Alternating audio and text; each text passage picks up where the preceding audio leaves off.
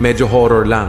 Kwentong aswang, kababalaghan, misteryo na may konting pagkabarbero.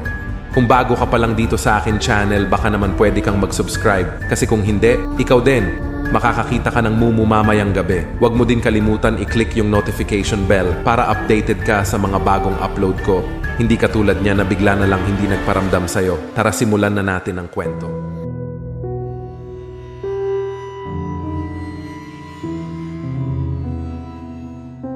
Ako nga pala si Josh. First time ko na ding nag-send ng story.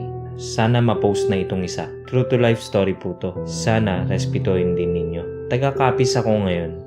Galing ako Manila nung pumunta kami dito sa Capiz para makapag-aral ng college. At ng first day of school, may nakita akong babae na ang ganda at medyo mahiyain. Lumapit ako sa kanya at parang ayaw niya yata makisalamuha sa iba. Dahil dun, nagkagusto ako sa kanya.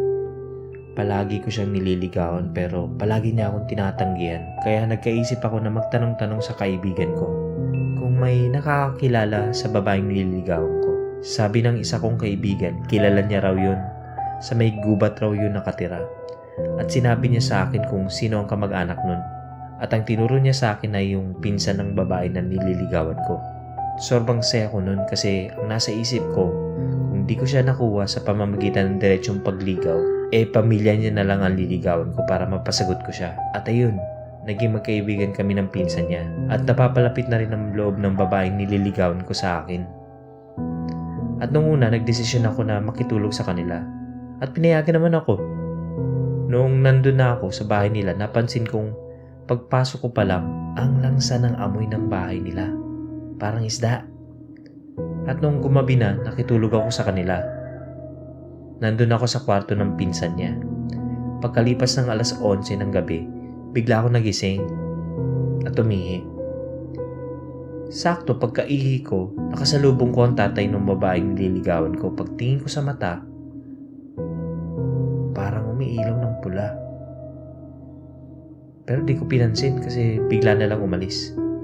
At naisip ko na baka malabo ang paningin ko nun kasi bagong gising. Pagka umaga, nakikain ako sa kanila at pag-alis namin ng bahay ng pinsan niya, bigla niya tinanong sa akin kung naniniwala daw ako sa aswang. Sabi ko hindi. At bakit mo natanong yan? Sabi ko. At bigla naman niyang sinabi sa akin na alam kong may gusto ko sa pinsan ko. Mag-ingat ka dahil di mo siya kilala.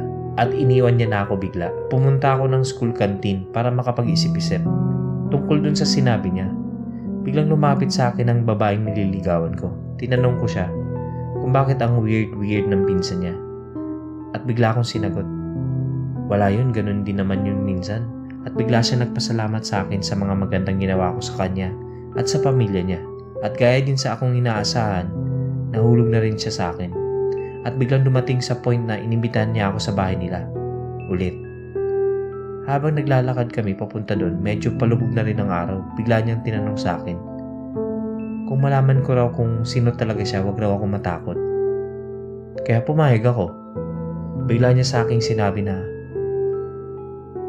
aswang raw siya.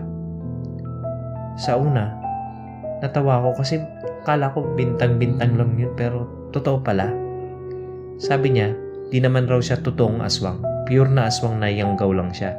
Noong time na yun, di ko alam kung anong reaction ko. Matatakot, tatakbo. Pero sa puso ko, isa lang ang desisyon. Mamahalin ko pa rin siya kahit ano pa siya. So, okay. Ginawa ko kung anong desisyon ng puso ko. Pero lumipas din ng maraming araw at nakikita ko na hindi naman siya desperado. Yung parang control din ng pagiging aswang niya. Pero palagi pa rin nasa isip ko noon na baka lasunin niya ako o di kaya gawin niya rin akong aswang. Pero nawala lahat ng yun nung nakita ko kung paano siya kabait at mapagmahal. Kaya ngayon, pagka nakakarinig ako ng sabi-sabing nakakatakot daw ang aswang, bigla na lang akong tatawa. Kasi di pa nga nila alam ang dahilan, manghuhusgan na sila. Okay na rin ang may asawa kang aswang as long as hindi kanya kainin. PS. Sa mga nakakaranas na din ng experience ko, huwag kayong mahiya at huwag niyong itanggi kasi di nyo alam kung ano rin ang nararamdaman nila kapag inuhusgahan. Karapatan din nilang mahalin sila. Kung gusto mong updated ka sa lahat ng bagong videos, click na ang subscribe button at notification bell maaari ka ring makatulong sa channel sa pagpunta sa Patreon page. Yung link nasa description kung saan pwede ka magpadala ng pera sa channel. Maski $1 or 50 pesos per month napakalaking tulong na po.